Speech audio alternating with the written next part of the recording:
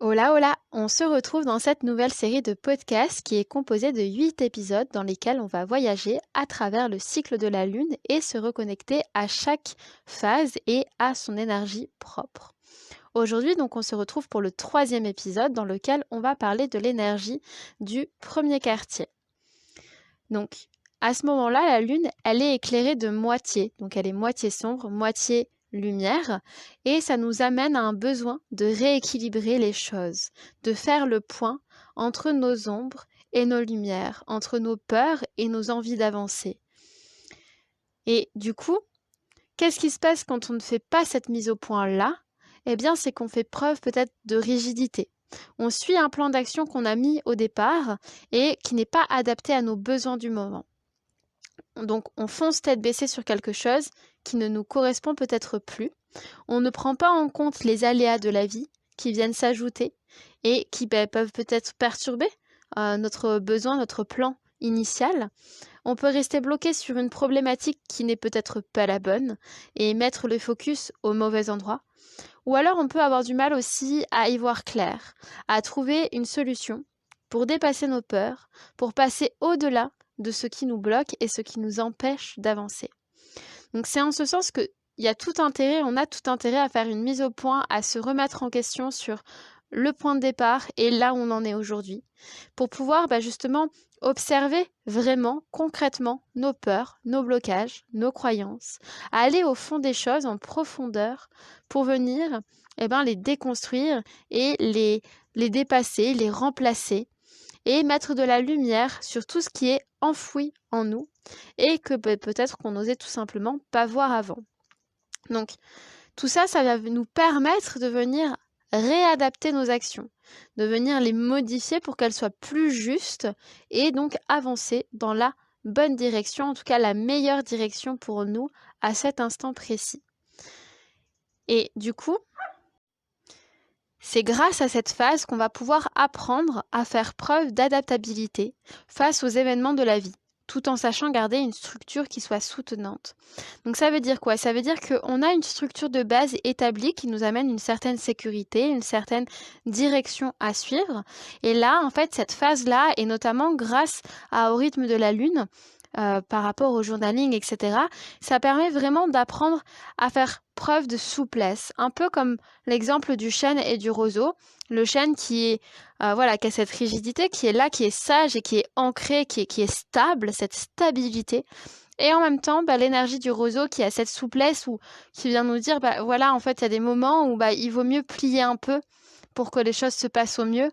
Et du coup, c'est trouver cet équilibre entre ces deux éléments-là, ces deux végétaux-là qu'on a besoin d'incarner. Et donc, là, tu vas me dire, ok, mais au rythme de la Lune, en fait, c'est quoi ? C'est une exploration du cycle de la Lune pour apprendre à te connaître et te comprendre à travers lui, qui va te permettre de grandir intérieurement. Parce que, justement, plus tu vas venir explorer les différentes énergies de chaque phase, plus tu vas venir les comprendre et voir, ressentir même, je dirais, plutôt, comment elles viennent t'influencer, comment elles viennent t'impacter, comment elles viennent te parler. Et plus tu vas pouvoir apprendre à découvrir de nouvelles facettes de toi. Mais au-delà de ça, il y a aussi le fait que c'est une proposition de journaling où tu as des questions qui vont te permettre de revenir à ton intériorité, de venir creuser un peu plus qui tu es. Et aussi des tirages qui vont venir te conseiller en fonction de tes besoins du moment, là, dans l'instant présent, dans ce que tu vis actuellement dans ta vie et qui vont être là pour te guider. Et donc, à la fois, tu découvres ton monde intérieur et à la fois, tu te découvres comment, en fait, tu peux agir, interagir avec aussi le monde extérieur de la façon qui soit le plus juste pour toi, la plus alignée. Et ça me semble être quelque chose de hyper important. Mais au-delà de ça, tu vas aussi apprendre à comprendre du coup donc l'énergie, comme je disais, de chaque phase, mais aussi les couleurs qu'on lui associe, que tu retrouveras dans toutes mes formations au rythme 2. Et tu verras que chaque phase, en fait, ont des correspondances et donc ont leur même code de couleur, ce qui est très parlant et pratique du coup. Mais tu vas aussi découvrir tout l'univers qui va être relié à la Lune. Donc il y a tout un PDF qui s'appelle Lunologie avec des audios dans lesquels si tu vois, voilà, si la lecture c'est pas trop ton truc, tu as aussi la possibilité de les écouter grâce aux audios et où je vais te parler des divinités associées, des animaux associés, mais aussi de choses un peu plus théoriques sur la Lune, sur comment elle fonctionne, sur les nœuds lunaires, sur les éclipses, sur par exemple les lunes de couleur, aussi comment elle fonctionne dans l'astrologie.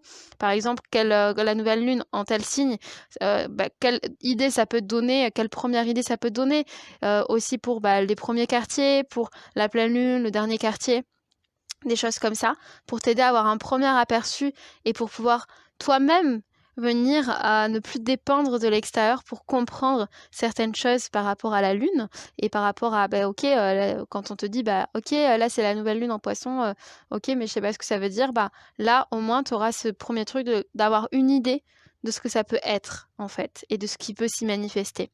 Donc gagner en indépendance à ce niveau-là.